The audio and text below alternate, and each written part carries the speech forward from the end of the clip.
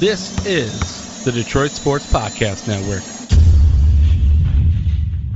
Our 2021 college football preview is next, right here on Michigan Podcast. There's going to be one team that's going to play solely as a team. No man is more important than the team. No coach is more important than the team.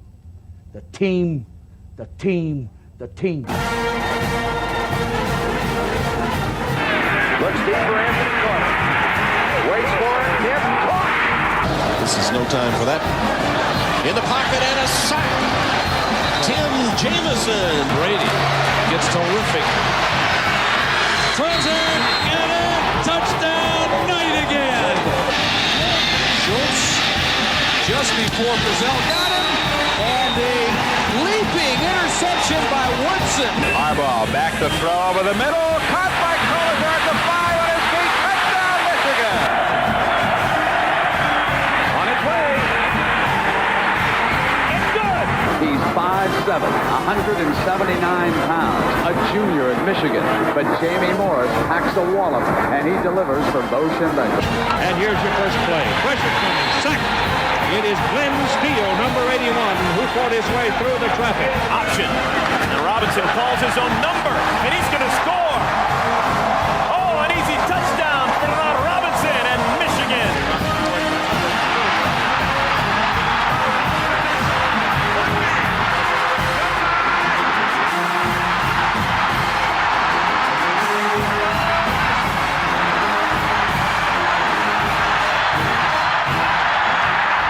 We're going to win the championship again because we're going to play as a team. And when we play as a team and the old season is over, you and I know it's going to be Michigan again.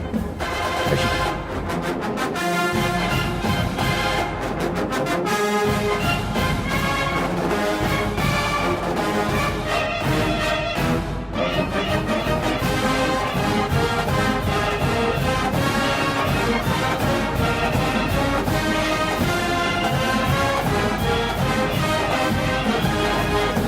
Go Blue, I am Steve Deace. The most wonderful time of the year is near. That's right, it is time for our 2021 college football preview. We actually began it last week here on this channel on Bigger 10 with our crystal ball predictions, the 25 things we think will or won't happen this upcoming college football season. If you haven't watched that, make sure when you're done watching this, you do, because that's a ton of fun.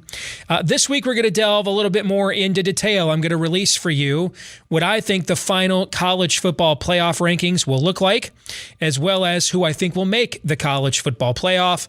And then we'll take a look at how I think each of the Power 5 conferences will finish this fall as well. And we'll go through those predictions with our good friend Mark Rogers here, one of the only, if not the only, reasonable Ohio State fans, coming up a little later on in the show. But I want to begin with something uniquely parochial here as it pertains to the name that we bear here on this podcast, and that's Michigan. And after this episode, and now that my preview is done and Big Ten Media Days are nigh, when we finish this episode, I'm going to be finished, at least for a while, talking about big picture stuff with the program and its future and its direction, and maybe the future of its current head coach, Jim Harbaugh. And here's why. On a personal note, I really want to enjoy the season. I love college football. I love Michigan football, even in its current declining, diminished state. And it's a Sabbath activity for me to get away from, the demands of my daily job, and I want to be able to enjoy it. Secondly, I think if I continue to entertain these particular narratives, it will to cloud my reaction to the season. And I really think it's best just to let this season speak for itself, one way or the other, because the season itself is going to tell us what the direction of the program is and or should be. So there's no point in getting out ahead of the results. I don't have a rooting interest in making a change. I would prefer to not make a change. I'm closer to 50 than 30. I don't want to see the team suck this year to have a coaching change. I'm not completely confident Michigan could land a Matt Campbell level of candidate.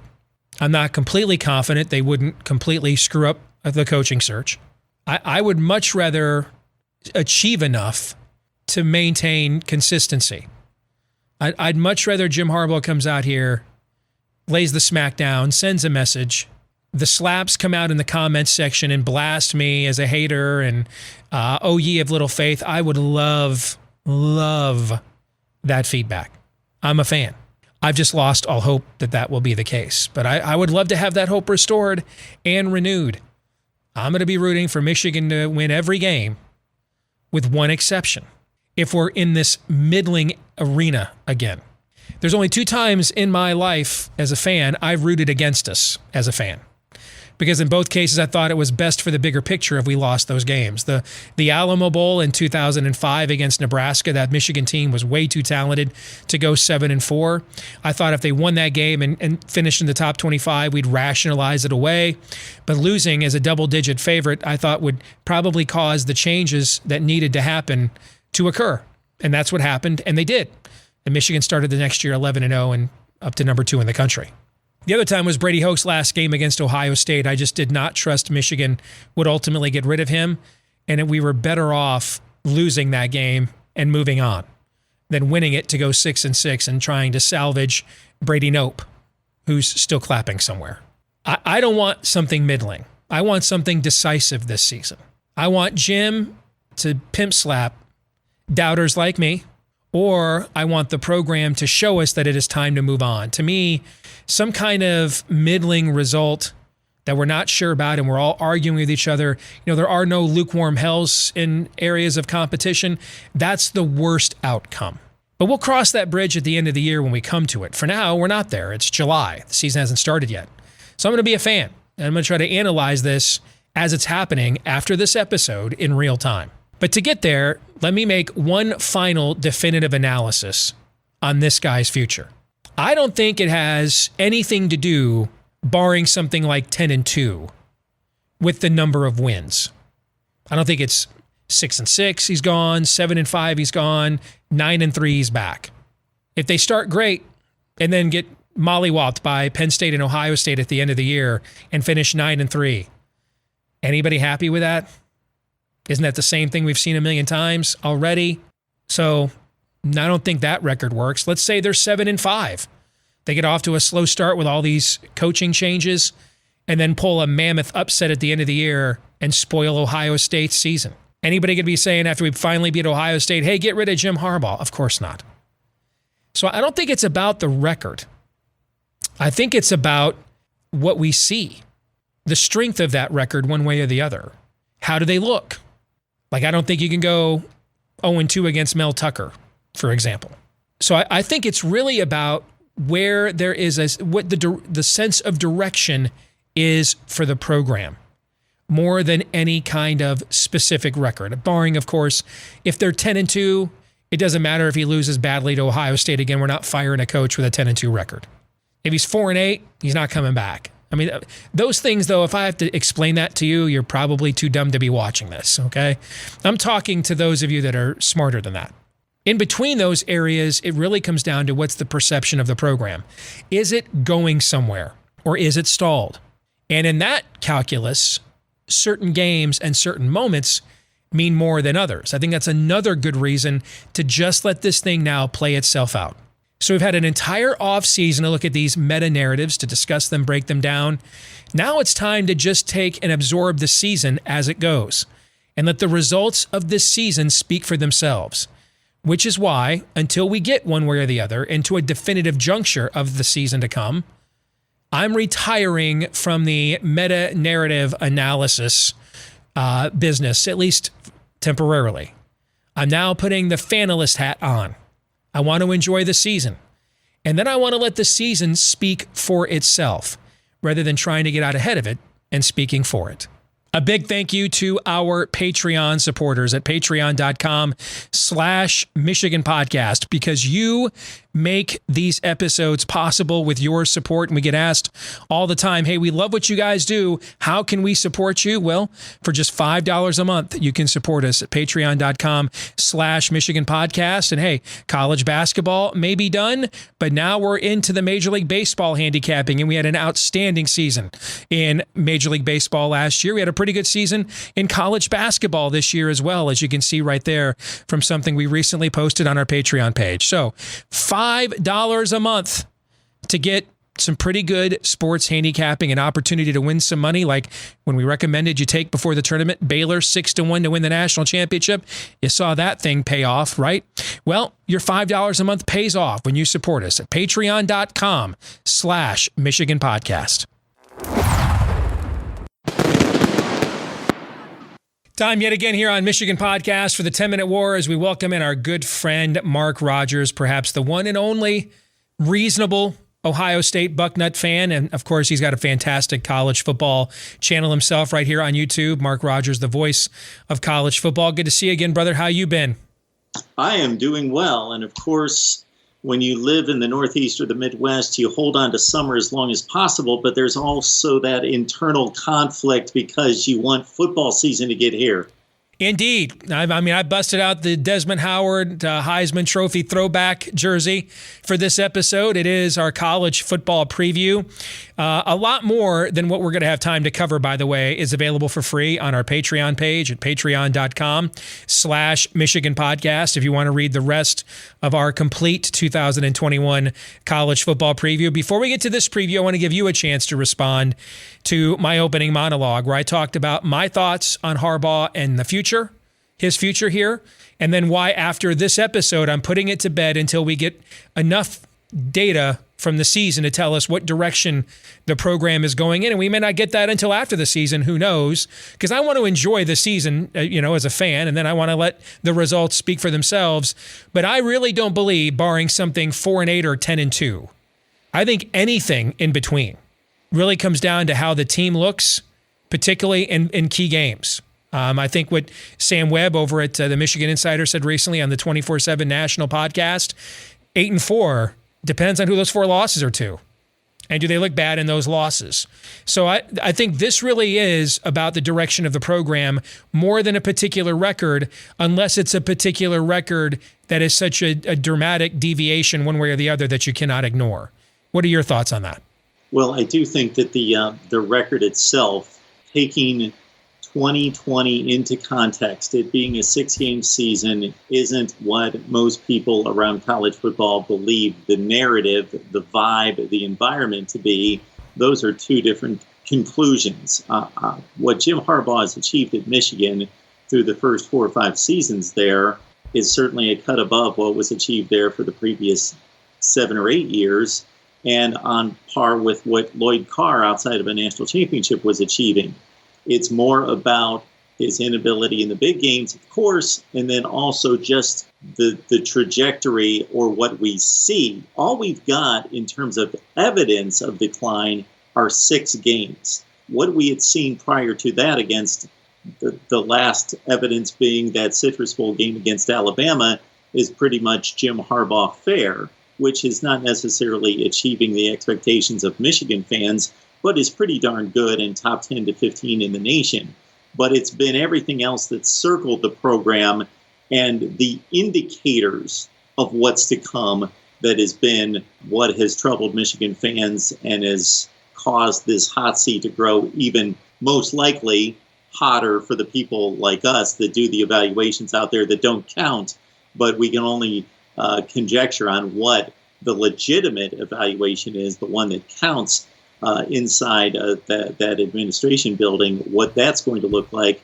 And like you, I think the wise conclusion is not necessarily a number, but it's the context, and it's a keen and very insightful look at the program, the development of the talent, the procurement of the talent, and how that's being displayed on the field and where it's headed. That's going to be the indicator, and that's going to be the final judgment, or should be. With that said, then, let's go on and look more bigger picture, shall we? As we continue our look at my 2021 college football preview. For those of you that are new here, my preview is a little different. It's more of a forecast. I've been doing this since I was a sophomore in high school for fun. I just love college football so much, and it helps the offseason to go by faster. So let's start, Mark, with what I think will be the final top 25 college football playoff rankings on the first Sunday in December when the committee rolls out after the entire regular season is played.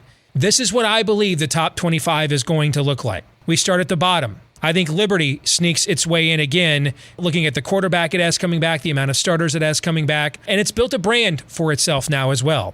I've got Ole Miss in there at 24, Washington at 23, TCU at 22. I think it's kind of a bounce back for Gary Patterson, not to where the program was 4 or 5 years ago, but better than what it's been for the last 3 or 4 years. And I think Notre Dame takes a bit of a step back with all of their losses. They've taken a pretty big hit in roster depth as well.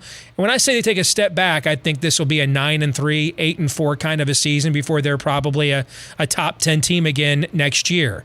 So that's the bottom 5 of what I think the college football playoff rankings will look like. Your thoughts? Steve, if you could see my top 25 predictions and see my conference by conference, and nobody take a screenshot, I'm going to pull it down because only about 4 or 5 of these videos have been released.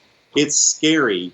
It's scary how close they are to what I put together here in the last couple of weeks. I will speak to that 5 with Notre Dame in mind in particular because I did some cross-checking once I saw your conference standings and the final records and the conference records to do some cross-checking on Notre Dame. Because what I caught in Athlon's is that if you look at the Athlon's projections and predictions on each team is they are predicting Notre Dame to go 10-2. But if you take all the key games that Notre Dame plays and you trace them back to their record predictions for those teams, they're predicting Notre Dame to beat all those teams. Mm-hmm. So it doesn't add up. Steve, you're very accurate. I will say this, regardless of how accurate you are in the conclusion, you're very consistent. So Notre Dame, I believe, is going to go 9-3 if I'm doing the math correctly in tracing some of the schedules back, because I was curious to see at number 21 in the nation where you had Notre Dame sitting in terms of a record, and it appears to be 9-3. I, like you, think Gary Patterson's going to have a bounce-back season at TCU. I think that they are set up with a quarterback who's come through a horrific offseason in terms of health, but bounced back in Max Duggan. And they've got a defense that is primed to play really well, maybe not challenge the upper tier in the Big 12, but play really well. And Ole Miss, with Lane Kiffin operating as possibly the best play caller in the sport, is going to be a fun team to watch, of course. All right, my next 5. All right, these would be teams just outside of New Year's Six consideration. I think Florida has a season similar to Notre Dame, kind of a reset. Remember, as low as they were last year, they still went 8-4. I've got Arizona State, which I really struggled figuring out. This team, I think, actually, on yards per play, was best on offense and defense in the Pac-12 last year. And they got everybody coming back. But with the controversy there and everything else, I just really struggled with what to do with them. So I kind of split the difference and just kind of went 9-3. All right, so I've got them at number 19. I've got Miami at 18. USC at 17, which if I'm a USC fan, that's the worst finish. If I'm a USC fan, I have the same opinion I just had at the top of the show with Jim Harbaugh. Give me a definitive statement one way or the other. That would be a terrible finish if I'm a USC fan. I'm in this lukewarm hell again. And then Louisiana, which brings like everybody back from what was an outstanding group of 5 team last year. And I think they'll give Texas all they can handle, like they did Iowa State last year. And recall Maryland, who I don't think is as good as this Louisiana team, that Maryland team beating Tom Herman on the road in his first game at Texas as well. That's a very difficult opener for Steve Sarkisian.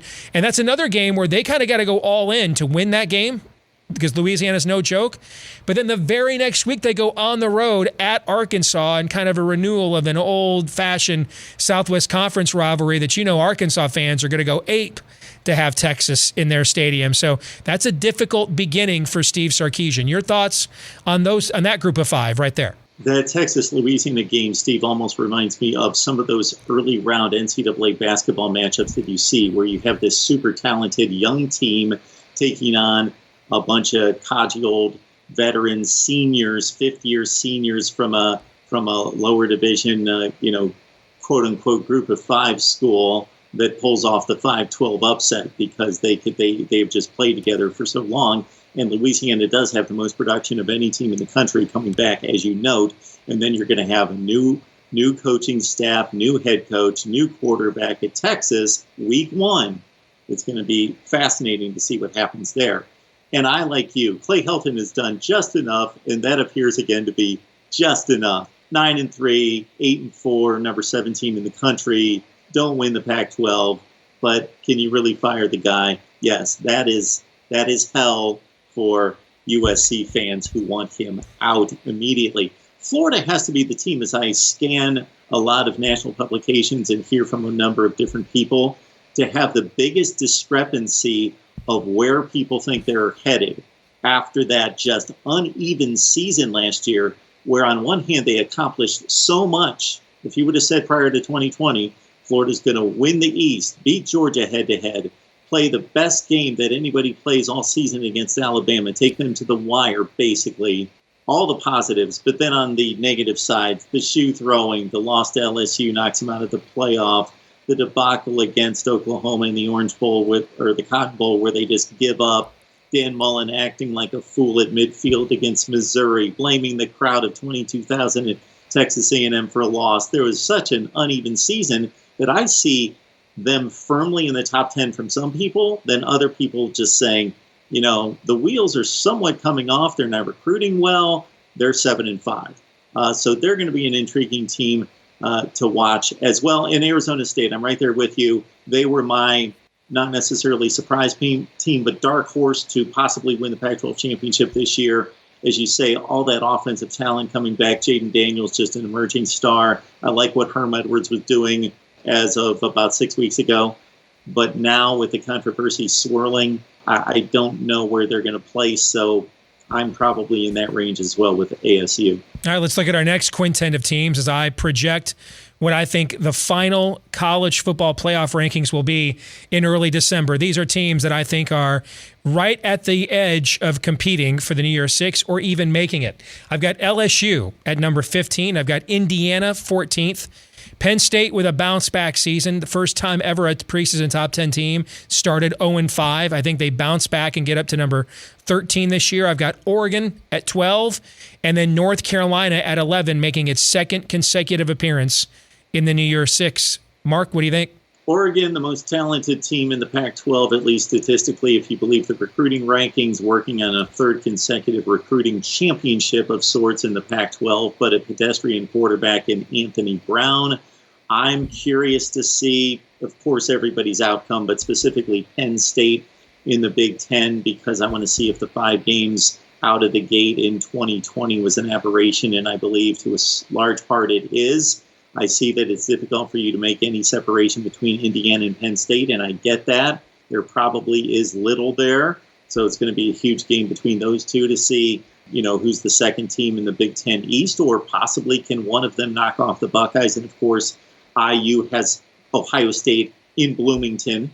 I don't necessarily know that that's a home field advantage considering the crowd ratio there, but I'm a little bit or you're higher on Indiana than I am. I'm more of a Penn State believer this season.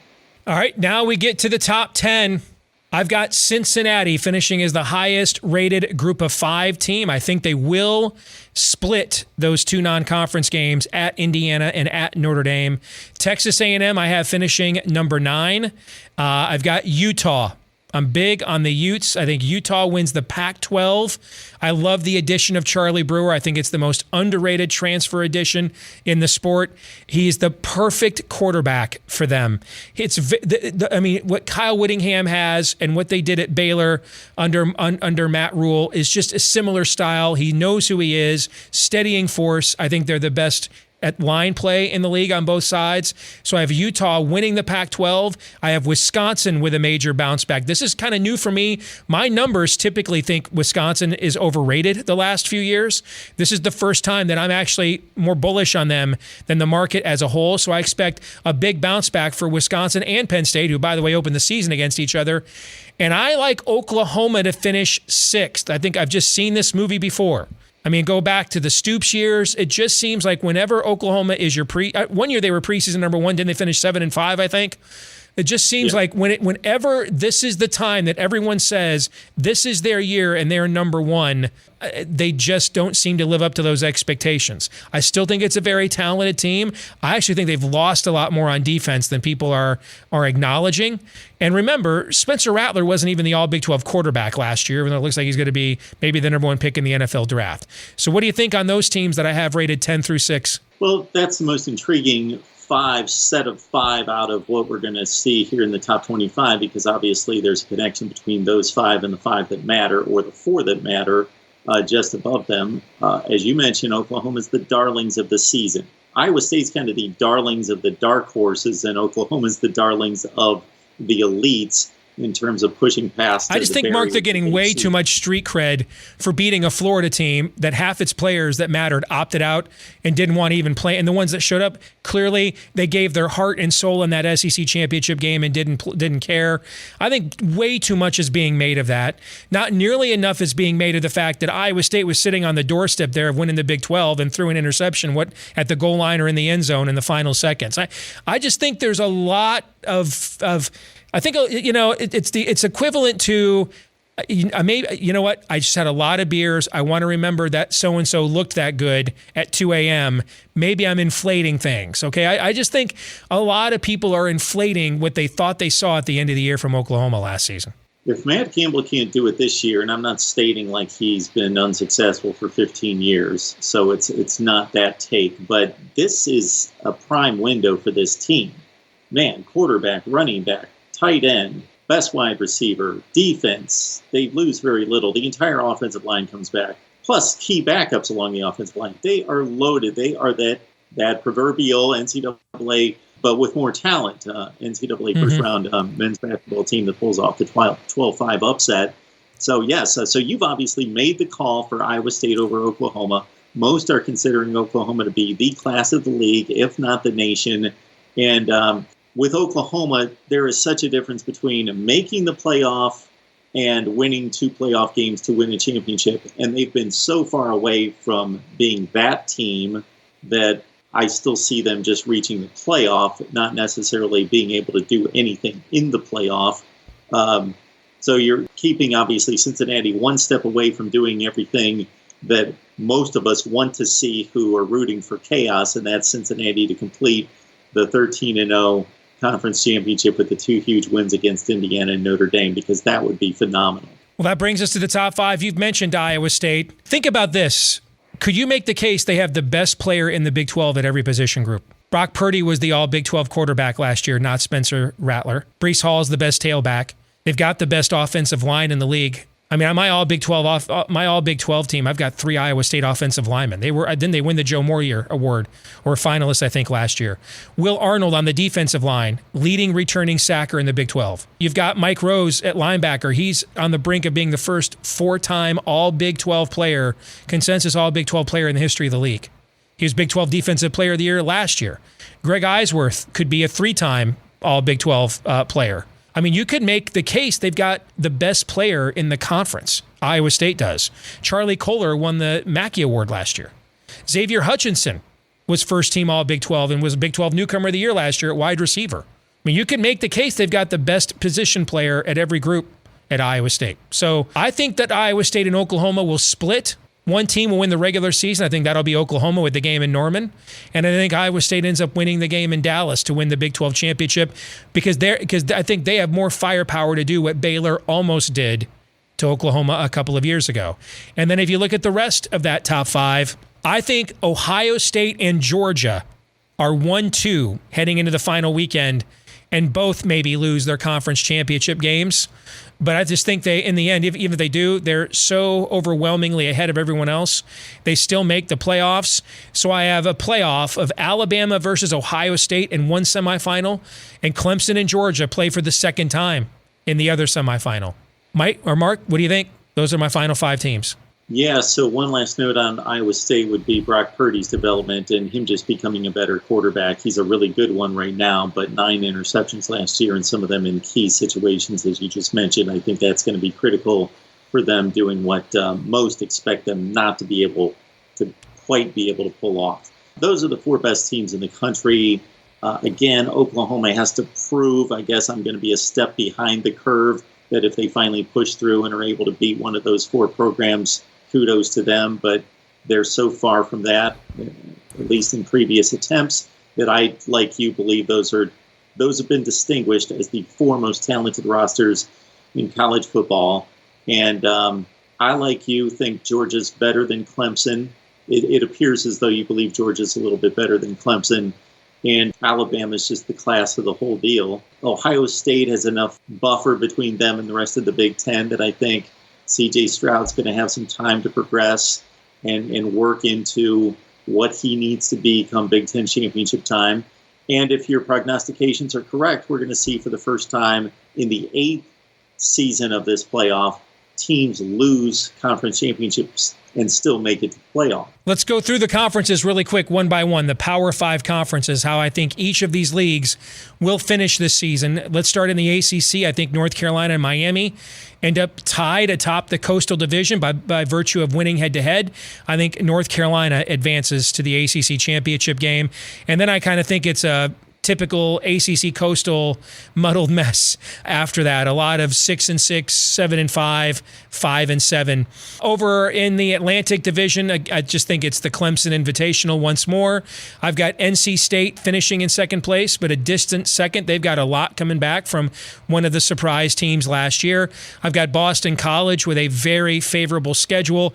8-4 for Jeff Heffley in his second year is more than respectable. And if there are changes at places like Michigan, that would get the attention of a school like that if they could not get a Matt Campbell level coach. And then I think Florida State does better in year 2 under Mike Norvell. You can look at the rest of what I think of the ACC.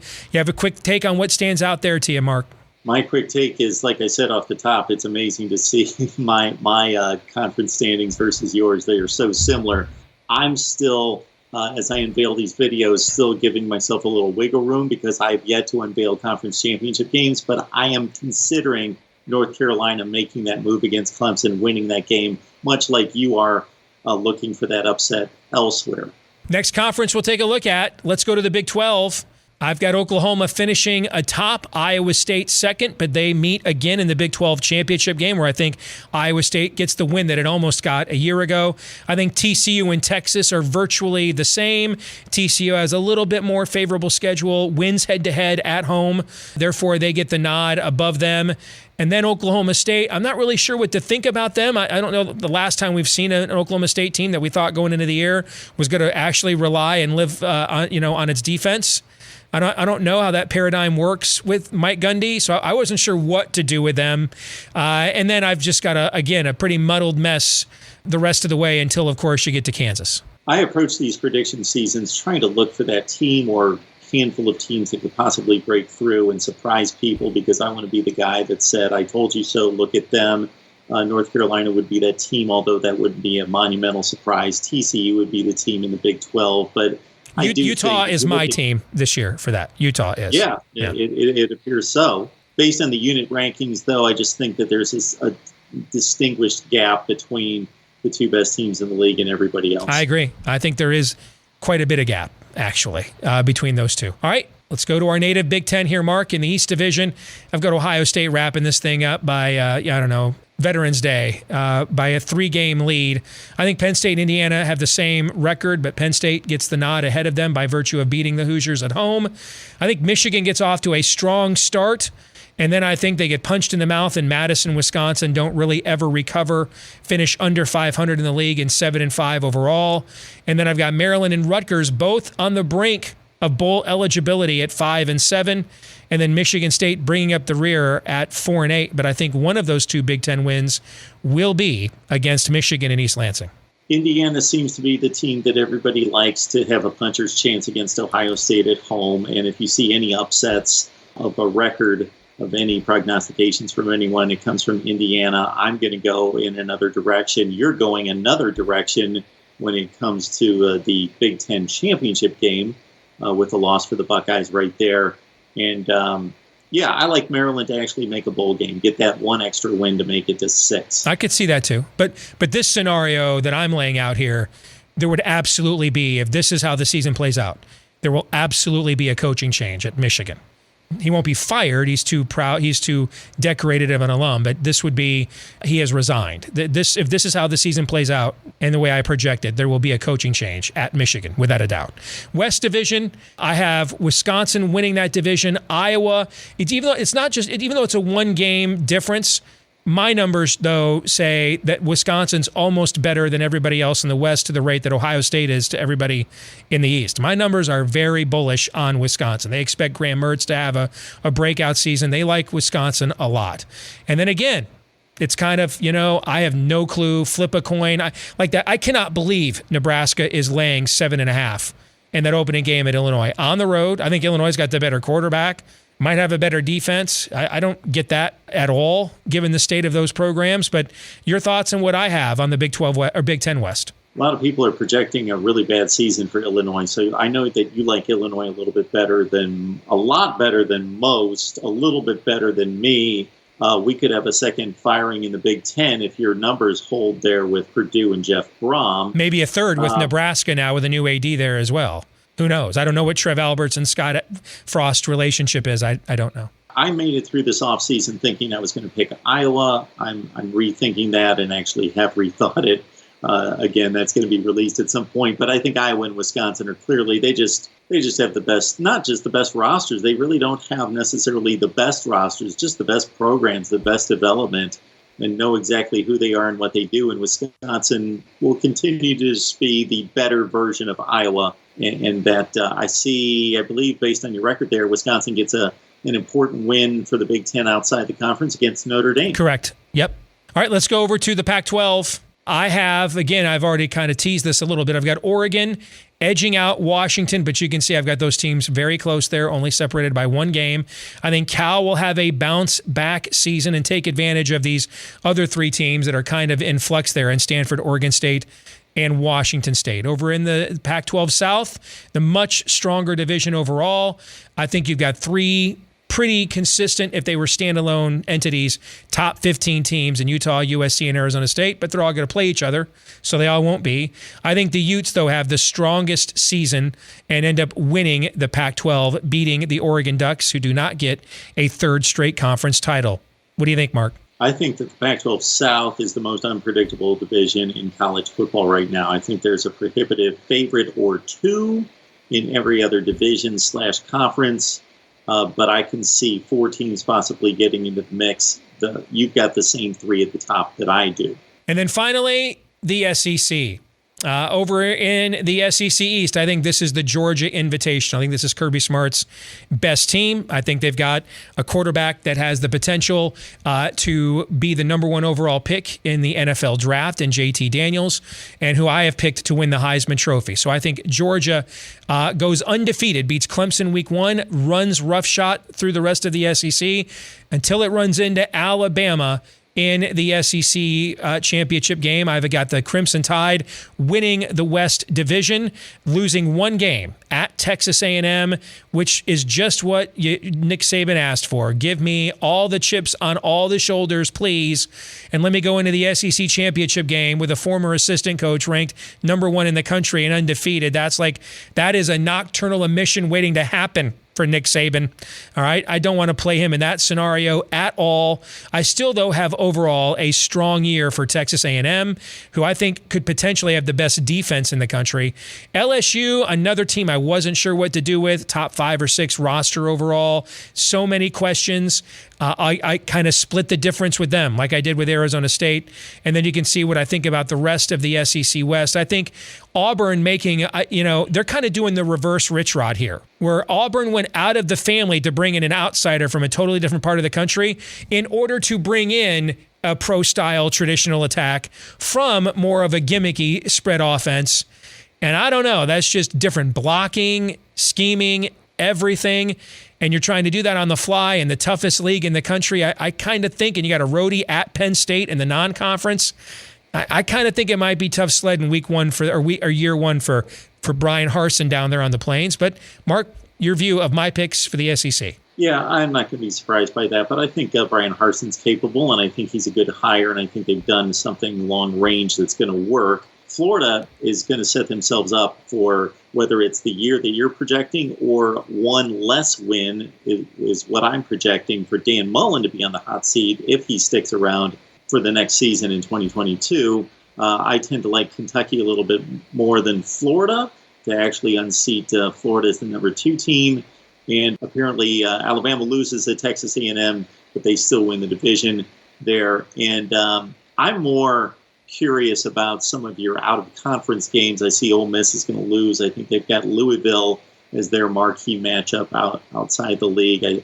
I think that they'll take care of business, and Missouri loses to Boston College. But in terms of wins and losses, Steve, I am pretty much right there with you on all accounts, except for, again, Kentucky takes the 2 spot in the East. So, Mark, final thoughts. You've had a chance to see the whole preview. I mean, did anything other than, without comparing notes whatsoever or knowing what each other was going to pick, we are apparently sharing a brain. Anything else stand out to you? Just that, man, I want this party to get broken up. For as much as I shouldn't want that, I'm an Ohio State fan. What's wrong with college football? Nothing. Just keep us in the playoffs. Let us dominate the Big Ten and get one of those 4 spots. But I just don't enjoy it. I think it's stale. I think it needs new blood. I think there are a couple teams on the cusp of that. You're sliding Iowa State at least to a Big 12 championship, but in terms of the greater picture is what people care about is the playoff, obviously, and you don't have them quite reaching that level. You've got the 4 powers, as I probably am going to end up with it as well through all this. But I want to see whether it's Oregon, Wisconsin, Utah, North Carolina, Iowa State, somebody, Cincinnati, break up this playoff and get some fresh blood in there. By the way, Alabama, Georgia have played twice for the SEC title in the Kirby Smart, Nick Saban eras. In those 2 games, Alabama is 2-0, despite the fact they led those 2 games, Mark, by less than 2 total minutes. And also, Georgia had a 2-score lead in the second half in both of those games. Mm-hmm. So good to see you again, as always. Next week, we go back to regular weekly programming, so we look forward to seeing more of you, Mark. Take care, brother. God bless. Awesome, Steve. Thank you so much. You bet. We'll come back with our Twitter poll results and feedback of the week next.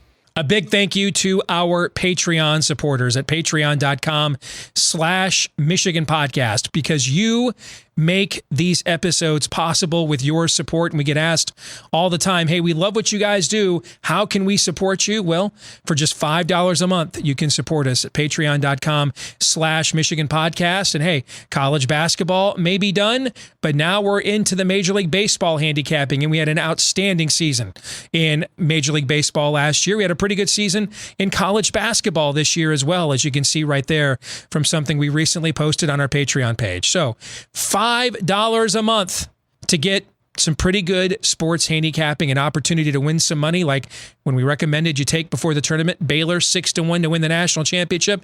You saw that thing pay off, right? Well, your $5 a month pays off when you support us at patreon.com/Michigan Podcast. This week's Twitter poll results: where would you pick Michigan to finish in the Big Ten East Division? Narrowly, 3rd place by 0.2 of a percentage point. Beat out 4th place, which is, you just saw, that's where I have the Wolverines finishing in 4th in the Big Ten East. 2nd place was at 17.1%. 5th place was at 11.4%. And I do believe this Michigan team is probably, certainly closer to finishing 5th than finishing 1st. That brings us to our feedback of the week, and it comes from Lewis Blake, who in response to this poll tweeted to me, "The fact there is no option for 1st place really shows how we feel about this team." I don't know how you could put that and be serious, the idea on the table that they're going to win the Big Ten or even the Big Ten East. First of all, they haven't won the Big Ten East. They've been to as many Big Ten championship games as Rutgers has. So I don't know how you could do that. They were 2-4 last year. We've got now, since one of them left to be a head coach, 7 different head coaches this offseason. We have an unproven quarterback. The guy who looks like the certain starter has played one meaningful game, and he played well, but it was against Rutgers, man. Rutgers. All right, so I don't know what the objective case for finishing in first place is. We haven't won the league in 15 years. We've got one win over Ohio State during that span. So, over the weekend, I was watching the rivalry that HBO Sports did on Michigan, Ohio State, that documentary about 15 years ago, watching with my son, and wow, is that just so well done. But it was bittersweet to watch, made me sad. My son just has not been given the blessing of growing up with that as those of us in my generation were. He's watched Purdue beat Ohio State 5 times this century and Michigan do it 3, so it just didn't resonate with him. This might as well have been a silent film to a 14-year-old teenager. All he wants to know is, hey, can I just not be embarrassed to go to school on Monday after the game this year? Can we at least do that? Just really sad to watch. Michigan has imploded the rivalry. It's not a rivalry right now any more than a hammer and a nail are a rivalry. One end takes the pounding and the other gives it every time they meet, So I would like that to end, and I would like it to end this year. I don't care who the coach is, what their name is, what astrological sign they are. I don't care. I just want to win, period. That'll do it for this week's episode of Michigan Podcast. Next week, barring a baby arrival that is pending any day now from our producer, Aaron, we will be returning to weekly programming here on the channel, both with Michigan Podcast and Bigger Ten. So stay tuned for that. With Big Ten Media Days now here, conference or preseason practices will begin here soon as well, right after the conference media days. So now's the time to gear up for the season at hand. Don't forget that you can do so by following us on Twitter at Michigan Podcast. And also, please like, rate, subscribe, follow, 5-star review, whichever the case may be on however you are accessing this show, YouTube, iTunes, Stitcher, Google Play. Please do all those things that help us to reach more Michigan fans like you and let the world know that you dig this show and think you can dance. It's got a good beat and you can dance to it. That'll do it for this week's episode. Back again next week, baby permitting, to regularly weekly scheduled programming. Until then, I'm Steve Deace. Go Blue.